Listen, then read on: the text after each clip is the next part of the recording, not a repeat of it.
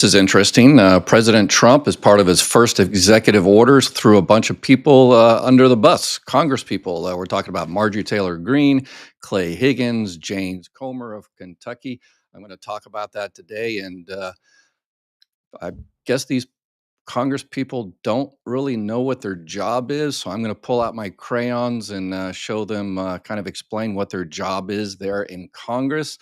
And so there was a recent subcommittee hearing on Social Security. So this is about improving customer service at Social Security. And it's not just about improving customer service and convenience or anything like that. When people can't get access to their benefits that they paid for decades, then they lose those benefits. They lose particular months. They file for the wrong programs. How do I know that? My name is Ed Weir. I ran the third busiest Social Security office in the country. And now in my semi-retirement, I'm helping people throughout the country make sure they're getting all the benefits they earned and trying to make sure it's not going to get cut in the future. And this is also a live Q&A. So I'll talk about President Trump throwing Congress people under the bus and explaining to those people what their actual job is. And then I'll open it up to any questions you have. So if you have any questions, make sure you type it in the live Q&A, and I will answer as many as I possibly can for the rest of the hour after I talk about this interesting situation. Okay, let's get into it. So I'm going to show a quick little video.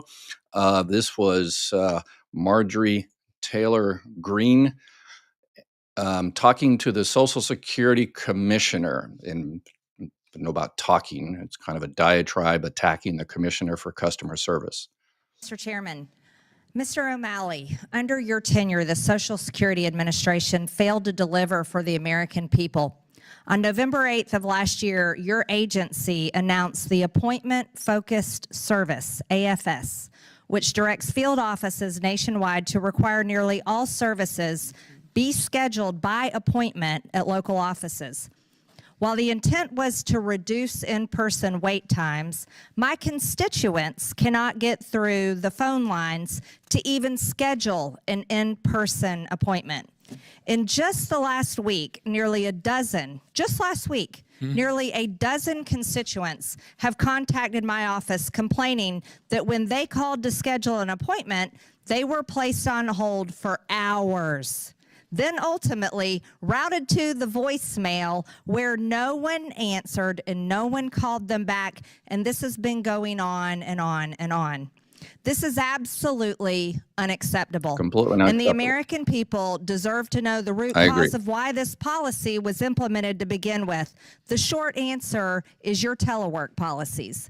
The AFS was put in place to reduce wait times, yet the only reason the wait times were so outrageous to begin with was because there weren't enough staff in the office to reduce the in-person wait times because your staff is at home, not working for the American.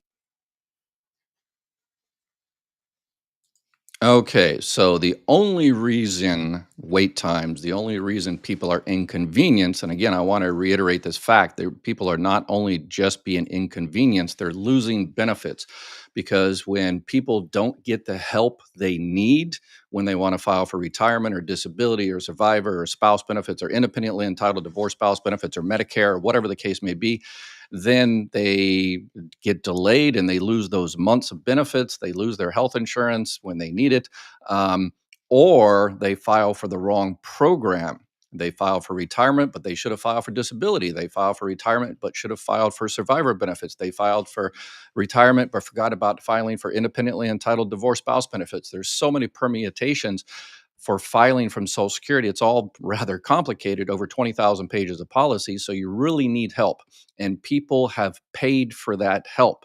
When you pay your FICA taxes for all those decades that go into Social Security, part of that goes into, okay, here's my FICA tax. And when I get 62 or 67 years old, I want to retire. And part of that is going to an employee at Social Security to help me navigate the bureaucracy to make sure I'm getting everything I am entitled to, everything I earned, everything I paid.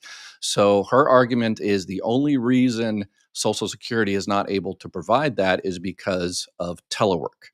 Well, that's been taken off the table because Trump's executive order just says no more telework. Everybody has to go back to work. And I am here to tell you that customer service and people losing benefits is going to get a lot worse. How do I know that? Again, I ran the third busiest Social Security office in the country. Telework is not the reason people cannot get help. Telework is when you get appointments. I've done this for decades. This is how it works. You put on appointments on the calendar, and you've got employee X that it doesn't matter whether that person is right next to your office, right next to your next cubicle, or whether that person is 10 miles down the street. That person has 8, 9, 10 appointments for that day. And if they don't call that person at the correct time, then a little thing pops up and says, hey, how come you haven't called that person? When you assign someone to be on the phones for a particular day, there is a system that says, okay, hey, how come you're taking 5 minutes to talk to this person? And usually what happens, the employee has to say, oh, this is a little bit more difficult. This is going to take longer than 5 minutes. Okay, all right. So go ahead and take whatever the issue, overpayment or whatever the case may be. But make sure you get to the next call because there's a whole bunch of calls waiting. So these people can be monitored. It doesn't matter whether they're in their same office or down the street. But if you want to return people to telework, that's fine. Okay, it's not going to make a difference. Like I said, it's going to make it worse. Why is it going to make it worse? There is a lot of Social Security employees that are kind of at their limit. They are pretty much done, and they can't. They're just like, okay, one more thing. We're not getting supported by Congress. We've got too many baby boomers coming in, and we don't have enough staff. Let me pop up the chart here. This is staffing.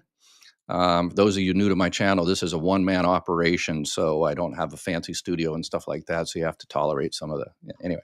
So these are the staffing. Social Security staffing is at a low 50 plus years. It's never been this bad since 1935. This is the first time in U.S. history, the Social Security history, that Social Security has gone to an appointment-only system. The reason they're going to an appointment-only system is because they just don't have enough staff. They're trying to control the chaos. The red line there is the staff, lowest staffing levels in over 50 years. But you see the lines going up. There's people called the baby boomers, 1946 to 1964. We're talking about 70 million Americans. 11,000 people are turning 65 every single day.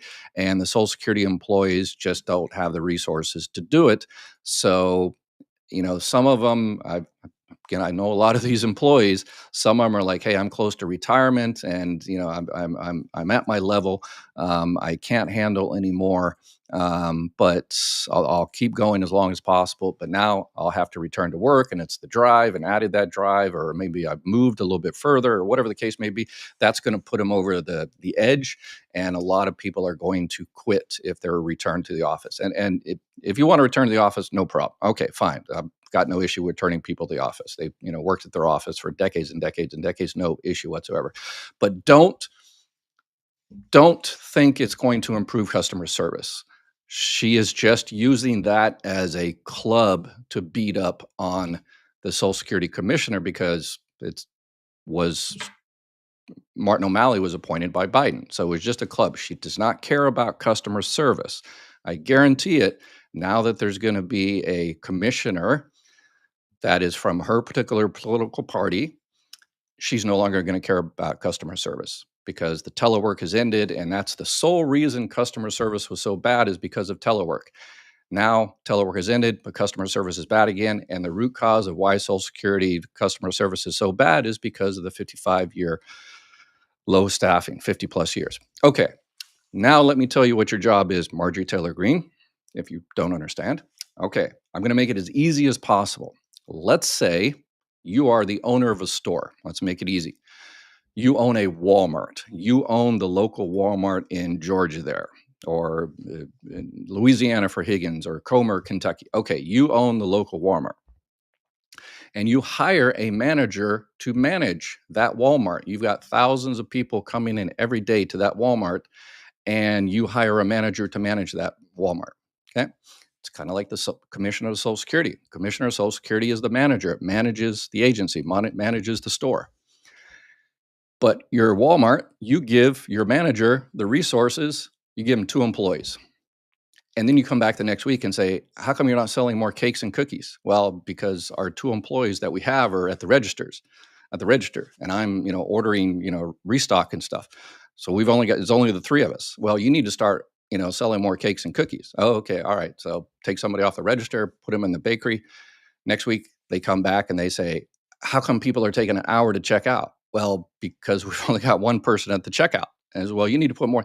So that's basically what you're doing. Your job in Congress is to provide resources to the agency, the Social Security Administration, so they are successful, so people don't have to wait on the phones for 3 hours, so people don't lose the benefits that they earned because they can't get into Social Security. That is your job, is to provide those resources. And unfortunately, part of the executive orders under President Trump is also to cut to stop hiring. There might be a little wiggle room in there for Social Security, but even if President Trump came down today and said, "Okay, Social Security is at a 50-year low, we're going to bring it back up so they can provide customer service, so they can answer the phones and adjudicate and process retirement claims and survivor claims and disability claims and all that," it's unfortunately not going to help for about a year, because it takes a good 3 or 4 months of training every single day for an employee to actually be trained. And that's one of the other issues. People complain about the Social Security employees being rude or lazy or whatever the case may be. I, yeah, out of 55,000 people, I'm sure there are a lot of rude and nasty people in every organization. But one of the problems is why they are kept around is because if the manager of that particular office fires that person, they say, "Okay, hey, yeah, I agree. This person is substandard. They only answer the phone 70% of the time, and they only process this," or whatever the case may be. They're 70% a good employee. If I fire that person, I can't hire anybody else. So I just have to grin and bear it. Sure, that person is kind of rude. They don't have the best bedside manner, but they do process 70%, so I just have to grin and bear it. It's possible to fire government employees. I've fired dozens and dozens of Social Security employees when I ran my office that were substandard, but at that time, could bring in another person. But now they can't bring in another person, so they're just kind of stuck. And why can't they bring in another person? Is because Congress doesn't give them the resources to bring those people in.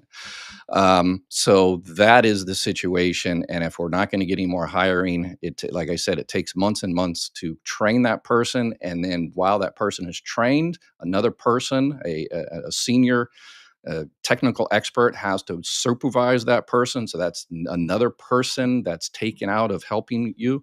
So if we hire, 1,000, 2,000, 5,000, 10,000 people now, it won't show results for about a year. And then customer service will start to improve. Why is all of this? It's not, one particular party. It's all particular parties. I blame Trump. I blame Biden. I blame Trump again because he was president for 4 years. I blame Clinton and Obama and every single politician for the last 20 or 30 years. They dropped the ball. They did not provide Social Security the resources. And unfortunately, they did not solve the issue of the future cuts that will happen. We're looking at 2033 or 2034. They're going to be across the board cuts to all Social Security checks because less money is coming in. The trust fund, there is a trust fund. Don't let the politicians distract you. There is a trust fund. It's about $2.7 trillion. But every year, that trust fund, it's like a savings account. When you retire, you got less money coming in. How do you live? You pull out of your savings account. The trust fund is a savings account. And politicians, oh, it's all fake money. It's all IOUs. It's all this, that, and the other. But guess what? There is a plan afoot to give that fake money to the billionaires on Wall Street. So politicians one day were saying, "Oh, it's all fake money. It's all IOUs. It's not really there. It was stolen. It was given to Ukraine or whatever." And the next day they're going to say, "Oh, yeah, that is kind of real money. We're going to give it to our buddies on Wall Street." So which is it? Is it real money or is it not real money? So that is the question. All right. So yeah, put your money where your mouth is in terms of, okay, now that telework is going to be ending, customer service is going to get awesome, and people are not going to lose benefits anymore, according to these individuals. but guess what? It ain't going to happen.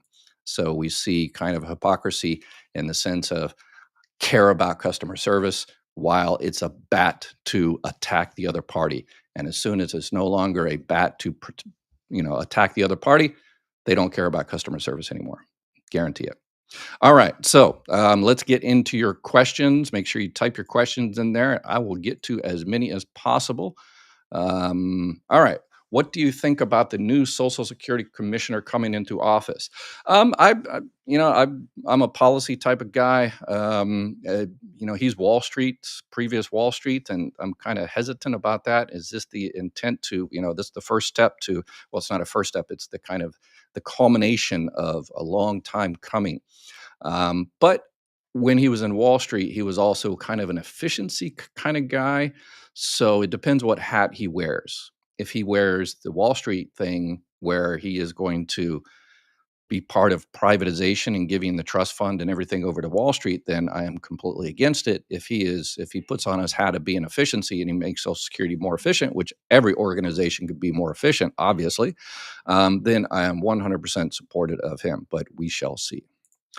Let me see. Let's see. Can talk about the emergency message EM 25009 from the Social Security Disability folks regarding faster processing of 1.2 million backlog disability claims in the queue. Yeah, the disability claims. When I was taking disability claims, and everybody at that time, we took your claim. And then we said you should get a decision letter within 3 to 6 months. Now everybody's saying 6 to 9 months if you're lucky.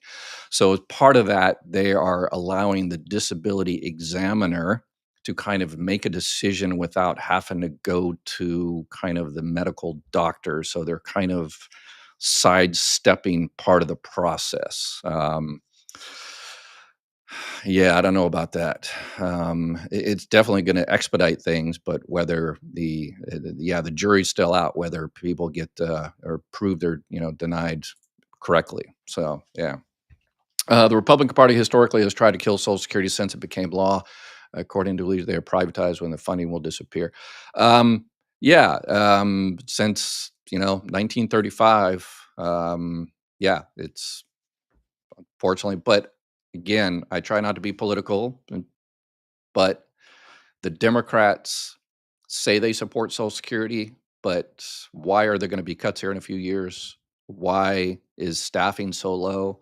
So either they're not really, or they're pretty incompetent and they've done a terrible job at it. So I blame both parties. So let's see. Sand surfing an SSDI widower at age 62 files on the deceased spouse's record and receives a reduced amount. Okay, when he reaches, when he reaches. Okay, so this is when he reaches full retirement age 67. Can he refile on the deceased record again to get the full benefit? Okay.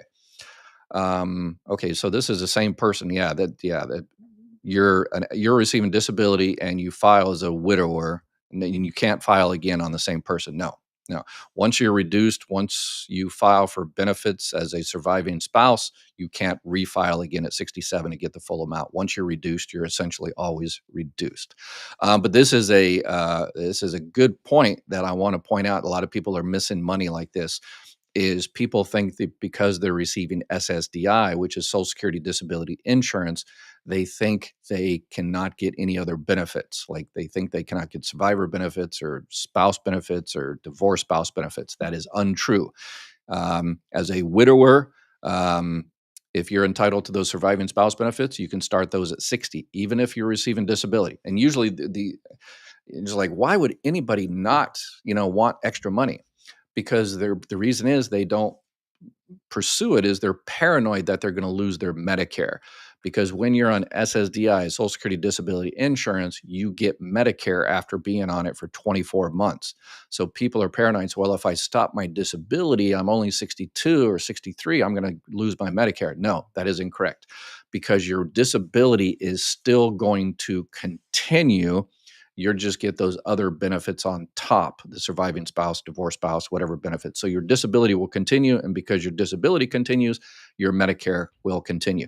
But one of the things on that is If you're on SSDI, in most states, the only thing you're able to get under 65 is a Medicare Advantage plan. And regular viewers to my channel know I always, always, always recommend a Medicare supplement plan first, so you don't have to deal with the insurance company on those prior authorizations and the declining networks. Always get a Medicare supplement. Always investigate that first to see if it's right for you. If it's not right for you, usually it's because of a budget issue. If 50% of people choose Medicare Advantage, mostly it's because of a budget issue, or they don't know it's available, or they get that hard sell from some, sales agent and stuff. So that's why I partnered up with Chapter, and they can help you out. And this is also the open enrollment period. So if you chose the wrong Medicare Advantage plan, reach out to them, and they can see if there's anything better for you in your area.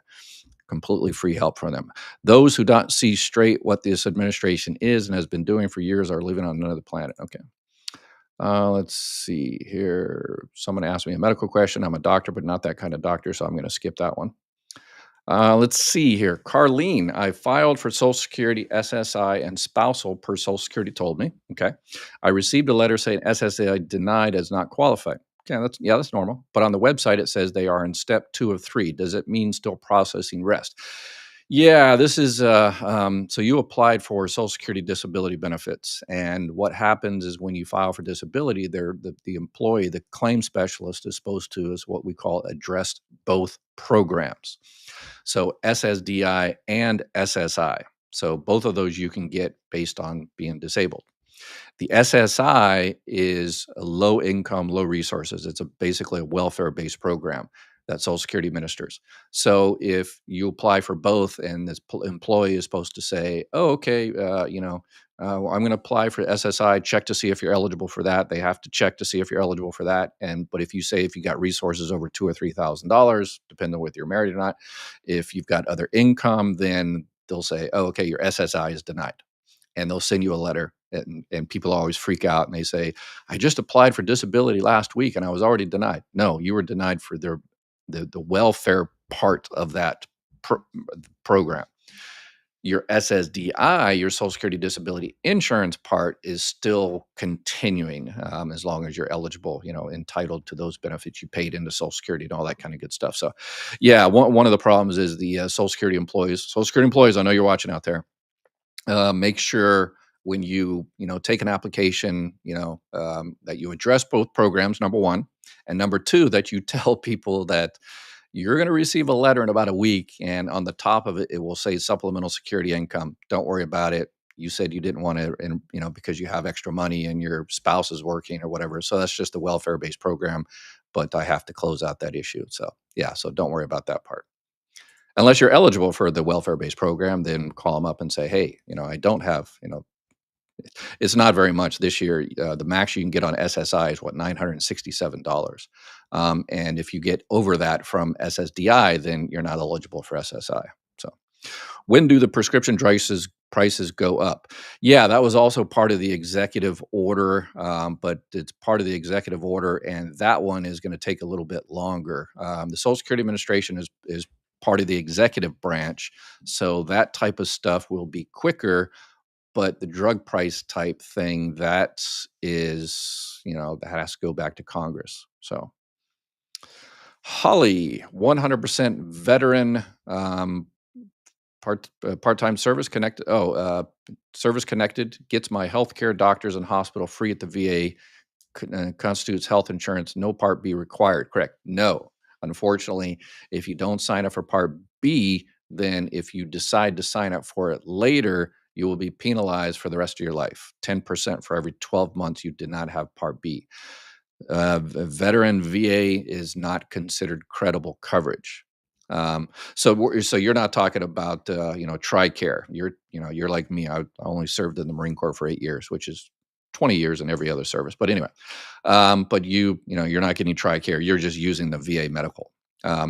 So what you're probably trying to do is avoid that $185 a month for the Part B, and that's a smart idea. That's if you don't want to use it, if you don't need it, then why pay for it? However, you don't know if you need it until, if you're happy with the VA right now and you're in the area that has a good VA and the VA, system doesn't deteriorate over the next few years, then you're good. But if any of that happens, then when you sign up for Part B later, again, you're going to be penalized. So one of the options is there are, again, I always say check out Medicare supplements first, but if you have the VA that you use predominantly, I wouldn't pay extra money for a Medicare supplement unless you really want to. But if you like the VA, sign up for a Medicare Advantage, and they have these Part B give back plans that Center for Medicare and Medicaid Services allow these companies to provide. And it's basically it pays for your part of your Part B, $50, $100, all of it. And a lot of them are even called Patriot plans or honor plans because vets like them, so they get their cake and eat it too, I guess.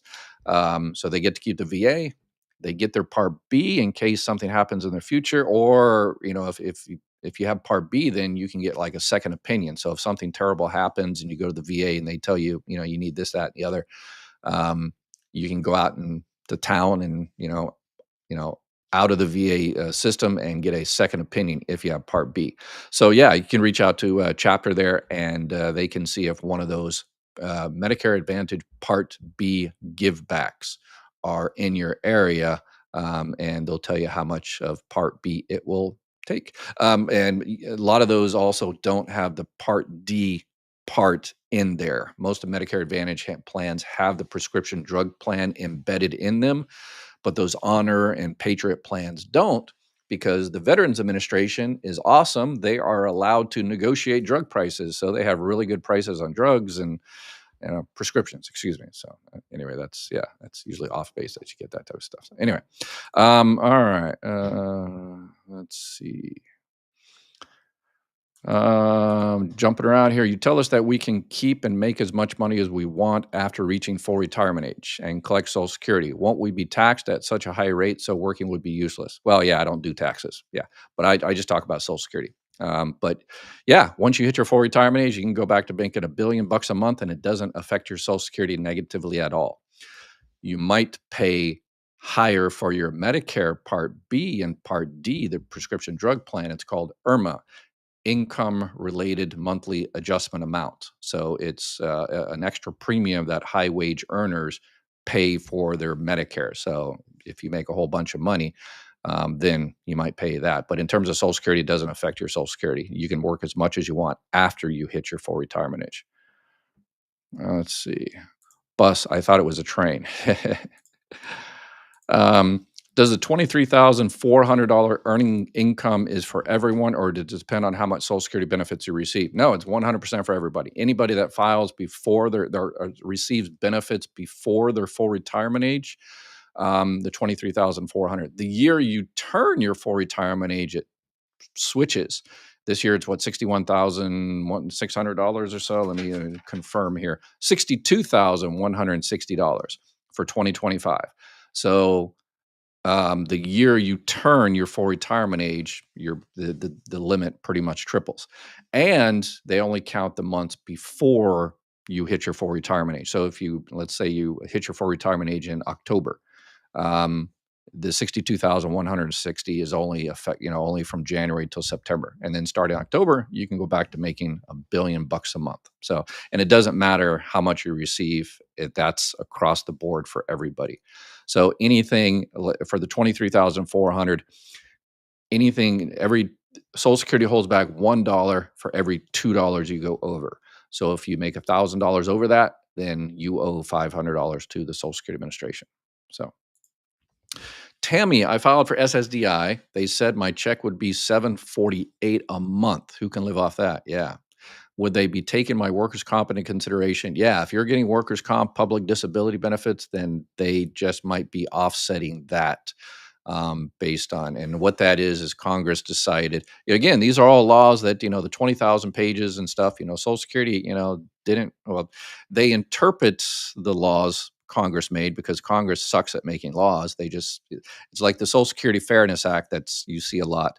That's basically only two sentences. And now Social Security lawyers are trying to figure out what, Congress meant by these two sentences.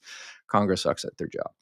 Anyway, so Congress decided that people shouldn't make more on disability than they made when they were actually working.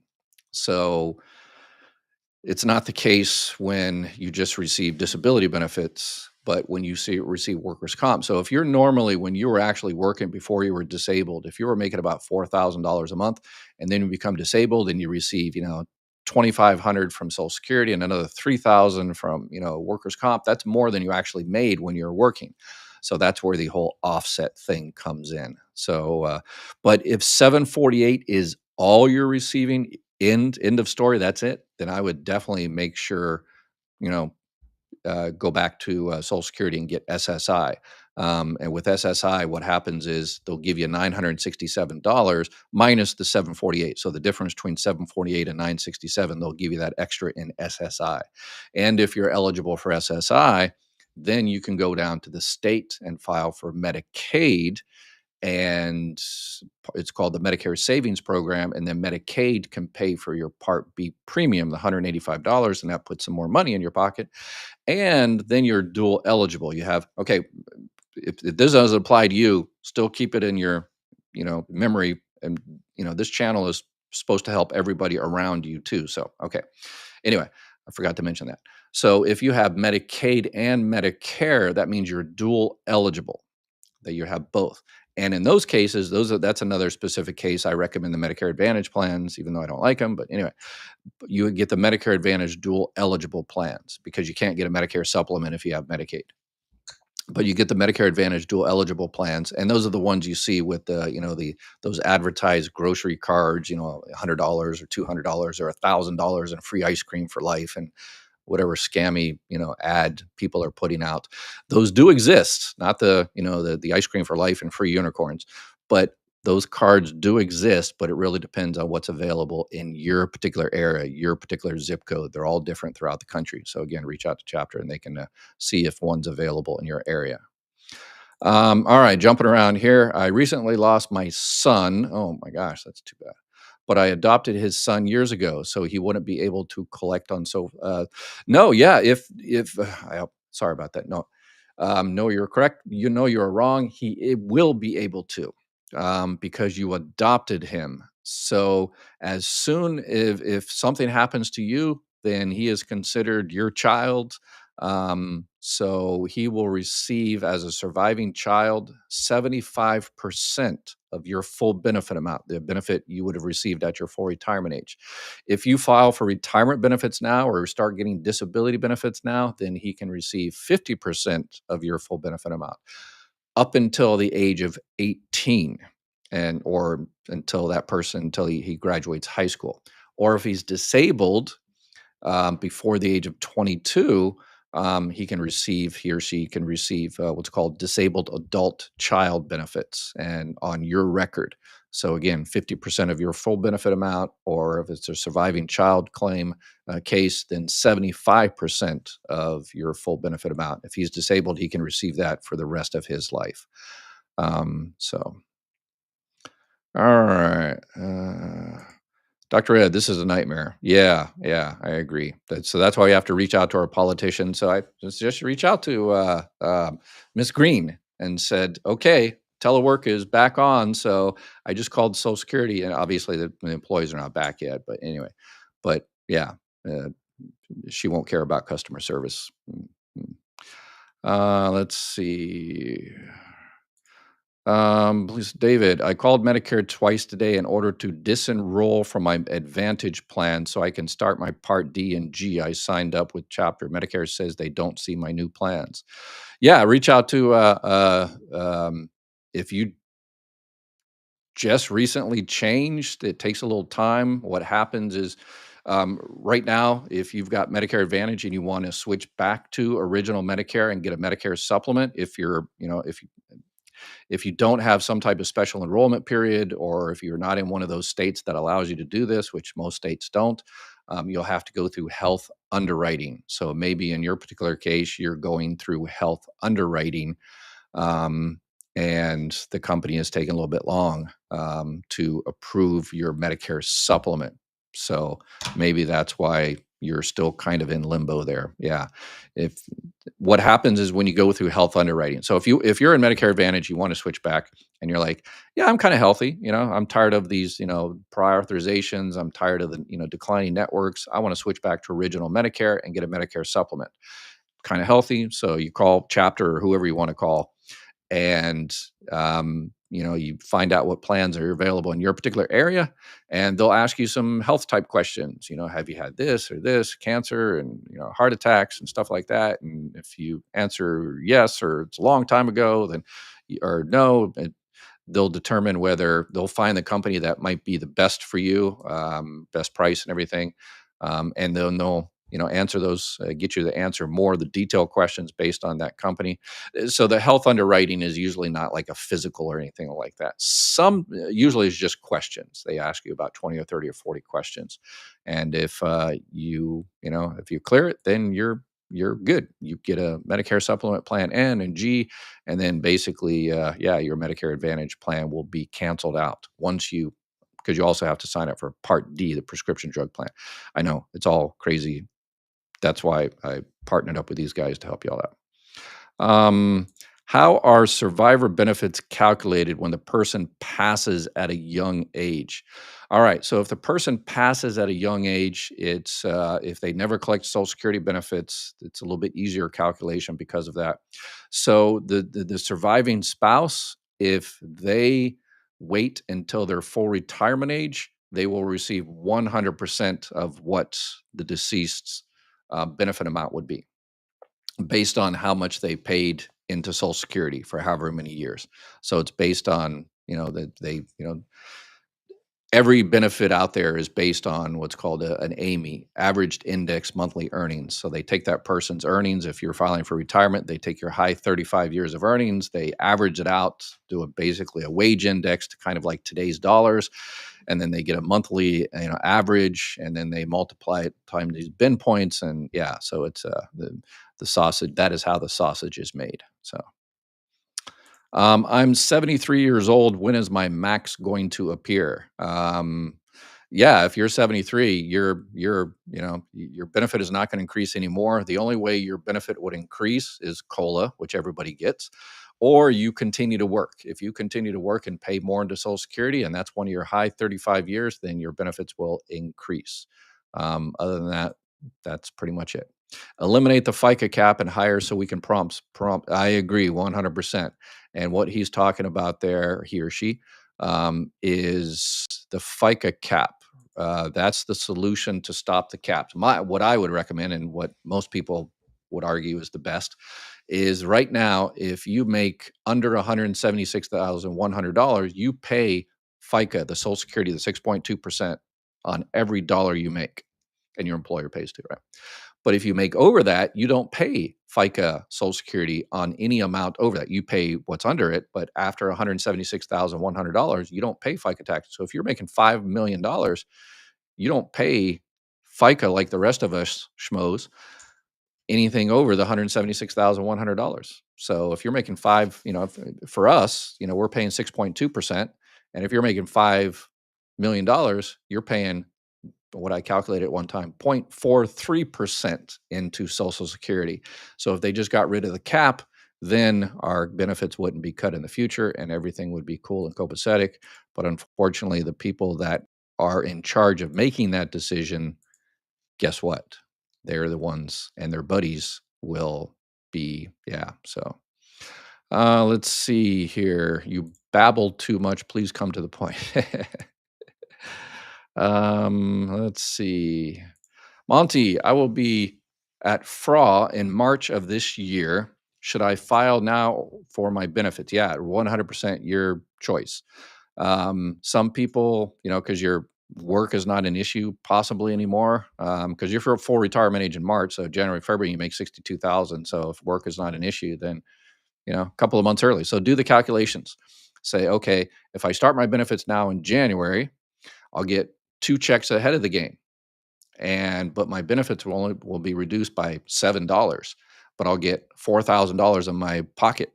So $4,000 divided by 7.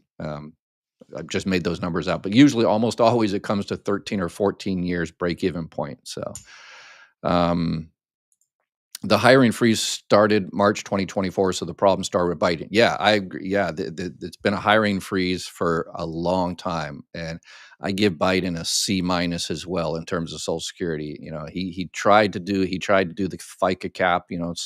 Get rid of the FICA cap and stuff like that. But yeah, it's yeah, I've across the board, all of them are doing a terrible job. Let's see.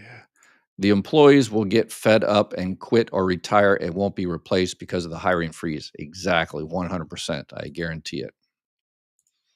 How long does it take for a deceased spouse benefits? I applied in August and had to submit all my paperwork in December of this year. Yeah, you've normally once you provide your paperwork, then if everything is correct, you've got the marriage certificate, divorce decree, whatever you're required to provide, then it's just a matter of that employee checking it and pushing the button and adjudicating the claim. But you applied in August. It shouldn't take that long. Well, okay, but you did your documentation in December, so they were just waiting on your documentation. So they couldn't really do anything until they received your documentation. So they received it in December. So hopefully something will happen here soon. If it doesn't happen within the next couple of 3 weeks, then I would recommend you contact your politician and say, hey, number one, I'm waiting on my money, and make sure if you're eligible for benefits back in August, when you first contacted Social Security, make sure you get your benefits back in August because you're protected. As soon as you contact Social Security, you're protected for that particular month. So if you don't get something word in the next week or two or three, then contact your representative, senator, congressperson, whoever, and go onto their website. And their website has this little button that says, I need help with a federal agency. And you click on that and say, hey, I've been waiting forever. And by the way, what the heck are you doing to improve customer service at our local office, the local office right down the street from you, Senator? What are you doing to make sure the cuts are not happening in the future? Do you support raising the FICA cap and stuff like that? If all 70 million people reached out to their representatives and did that, then yeah, I think things would happen, and that would probably override their sponsors. Yeah. Let's see here. I retired at 74 last June. WEP and GPO rules eliminated my spousal benefits I received while working. What form can I file to make sure they reinstate my widow benefits? Okay, so if you already filed, then you should be good. You're in the system based on that new Social Security Act that was just passed about a week or so ago now. But if you didn't file for those spousal benefits because, they say, hey, you're going to be fully offset, then I would schedule an appointment to get a claim and get you in the queue. I just did a video on that. The video is, what's the title of the video? A critical update, January 31st, and about the Social Security Fairness Act. Make sure you watch that. Yeah, 'cause a lot of people are going to miss benefits because, yeah, it's going to take a long time. The Social Security Fairness Act, the easy ones, they should start processing relatively soon-ish, within the next few weeks or months. But there's a lot of people that are going to fall through the cracks, unfortunately. So let's see. I drove through crappy traffic for decades to jobs. Are these people lazy now? It would be a pleasure and honor to help anyone need or want their benefits they paid decades.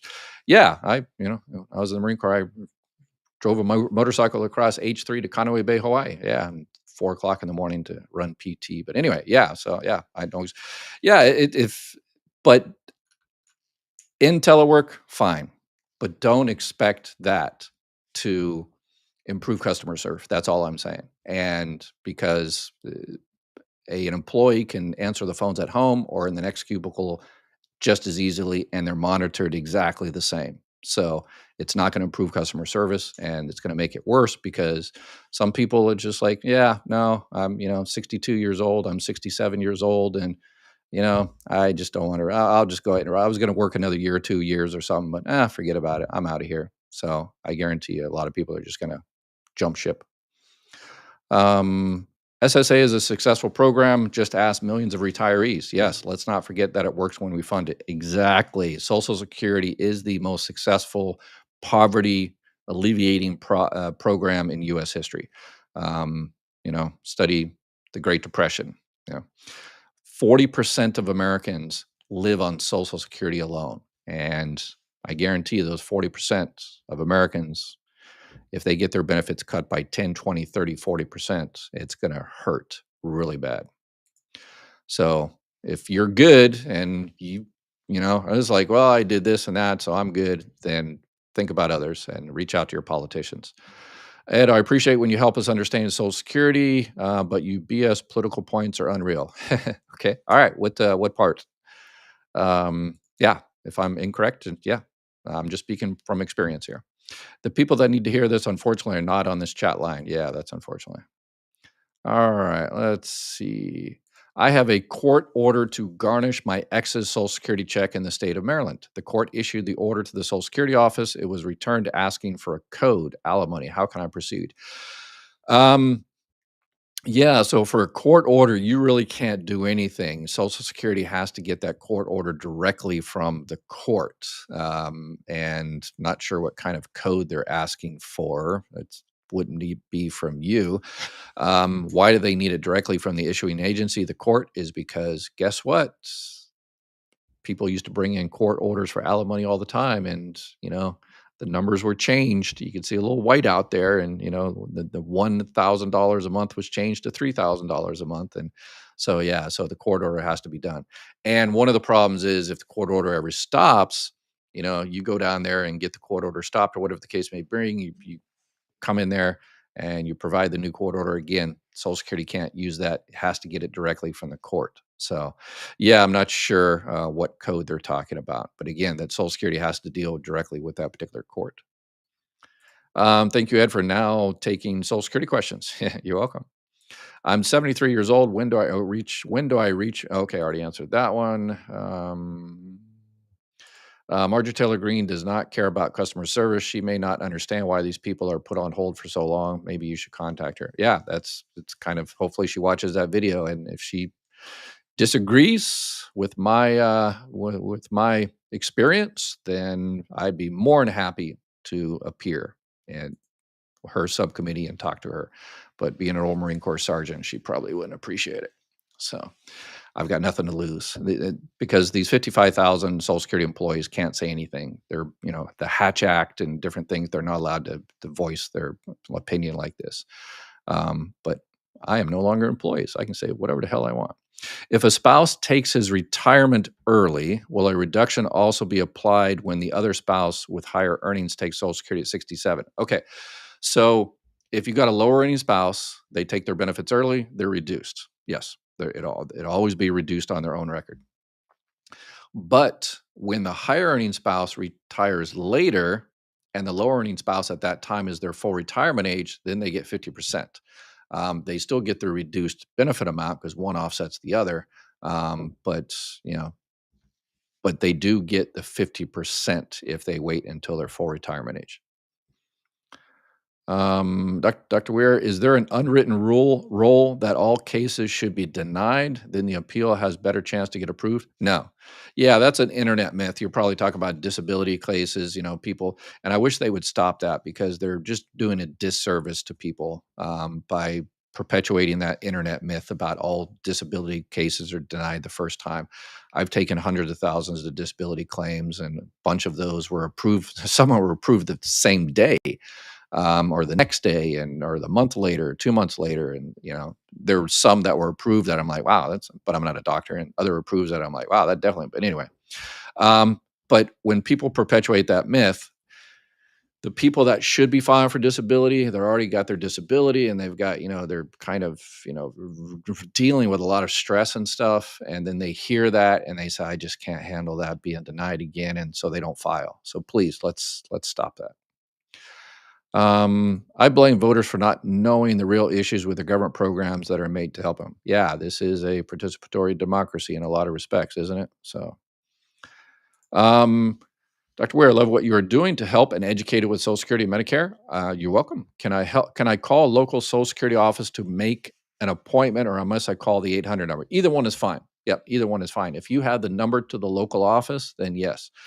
Or call the 800 number. And here's a trick that we should be using that every office in the country is your office. So there's, close to 1,500 offices throughout the country. And if you've got a question in your local Social Security office you don't like or whatever the case may be, call some, small Social Security office out in the boonies somewhere, out in the country, and might be able to get through quicker. And if they say, "Well, you're not in our jurisdiction. Why are you calling us?" And it's like, is there a sign out in front of your building that says Social Security Administration? Yeah, there is. Well, guess what? You are my office. So that's one of the reasons my office was the third busiest in the country, is that we had a lot of people from the surrounding areas that should have gone to other offices come to ours because my employees were awesome, because we did a lot of training. But unfortunately now the offices are barely keeping up. So the training is not being provided. So that's why another reason why people are getting incorrect answers. So, Margaret, if I have Medicare A and B and a plan G, do I not have prescription coverage? Correct. You do not.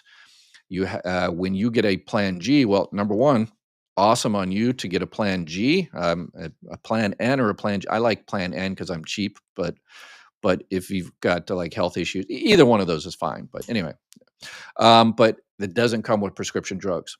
So a lot of people, unfortunately, are making the mistake of not signing up for a prescription drug plan when they should. If you have a Medicare Advantage, most of those have Part D in there, so you're good.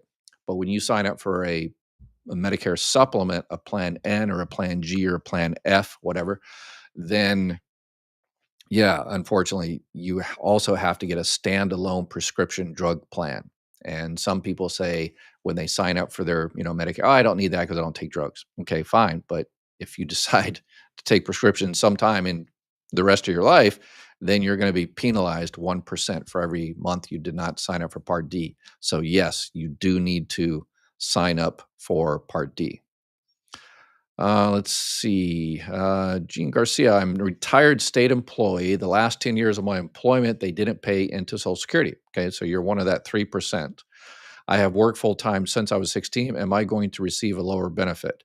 Well, you're going to receive a higher benefit than everybody else, basically, because your income from your non-covered employment is not going to be counted. So actually, you're probably going to receive a higher percentage than anybody. Those 3% of people are going to be receiving a higher percentage than anybody else comparable to them. So that's why I think the Social Security Fairness Act is unfair, because it's unfair to the 97%. But I guess I lost that battle because politicians played politics, and Biden played politics, and Trump supported it. So it was all politic BS. So, can I file for ex-spouse benefits if married 7 years plus 3 years for a total of 10?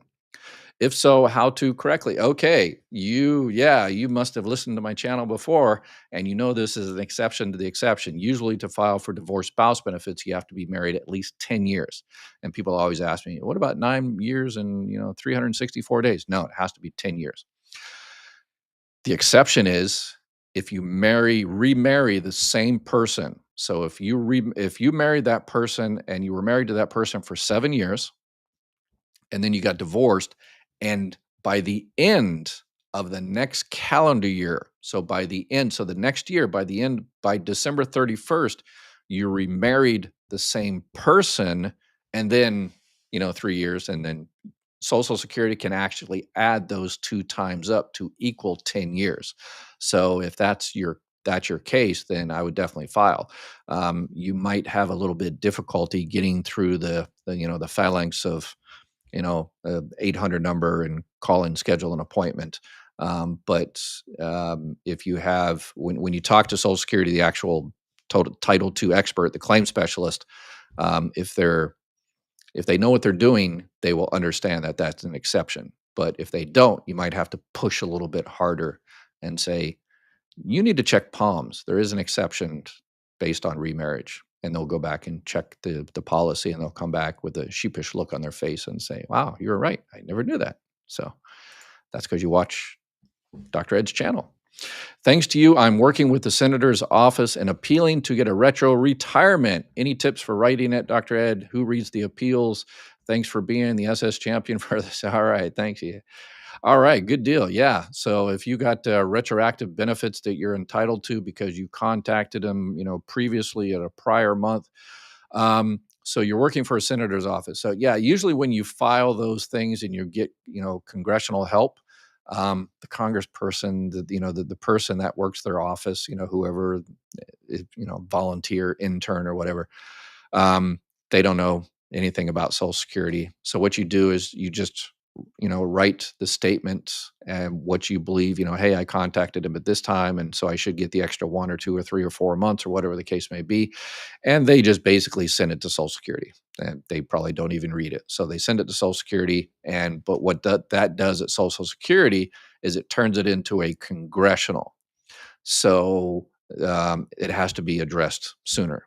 So that's why I say everybody should do congressionals. And yeah, but anyway, so we can get stuff done. Um, what's going to happen to folks that live or that only live by Social Security and is taken off? Yeah, we're going to do everything to make sure that doesn't happen, right? Again, Social Security will always be here as long as it's not, privatized and given to, Wall Street or something. But if the Social Security Administration is still here, it's always going to be here. The problem is how much your benefit is going to be cut by. Because once the Social Security Trust Fund runs out, there's no more savings to pull from to fill that gap. Like last year, or not last year, but the year before, in 2023, they pulled $70 billion out of the trust fund and put it in your checks. So people always say, "Oh, it's fake money." It's like, okay, well, give us back that percentage of your check that comes from that fake money, and donate it to your local dog shelter or something. Um, but Social Security, 7, 8, 9 years from now, if they only get 75% in the door, they can only pay 75%. So there's going to be a 25% cut because there's no more savings in the trust fund. The trust fund has been spent. So for 50 years, 100 years, Social Security will be here. They're just only going to pay out how much they get in. So it's a pay as you go system. How much comes in every year is how much they can pay. And Congress and president realized that in the 1980s that the baby boomers are going to need a trust fund, so they built up the trust fund, but it's just running out. One of the reasons is the FICA cap. So Anthony, let's see here. The Social Security unposted a work credit the IRS said was good when I applied for SSDI and said I was one credit short and gave me SSI instead of SSDI, and it took me 10 years to repost. Then they refused me SSDI. Wow. That's 10 years ago. Yeah, I'm not sure whether you went the entire process. So when you receive that denial letter, you have to go through the entire appeal process. The first step is SSA 561, request for reconsideration, and then you do the SSA 501, which is the appeal for the administrative law judge to get an administrative law judge to review it. So what could set up to keep money for SSDI if they privatize Social Security? Yeah, if that happens, then I'll have to make a whole bunch of videos and yeah. Um, do you accept calls on your show?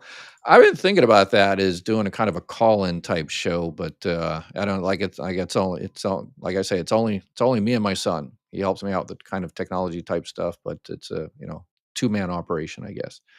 Let's see here. Maybe one day I'll try that, but I already get crazy comments anyway, and so I could imagine what happens when I get the phones. If I made $3,600 a month, became disabled, received 1056, then have 185 removed from Medicare.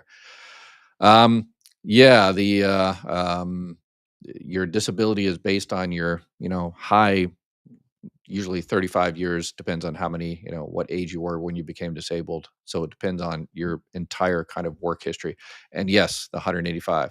But if you're only receiving 1056, then you definitely need to, you're not eligible for SSI because you make over the $967. But you, I would reach out to Medicaid, in your state. That's a state program. The Medicaid, the Department of Social Services, Department of Welfare, whatever they call it in your state. I would reach out to them and apply for Medicaid and ask them to pay for your Part B premium, $185. And then If they do, then you're dual eligible.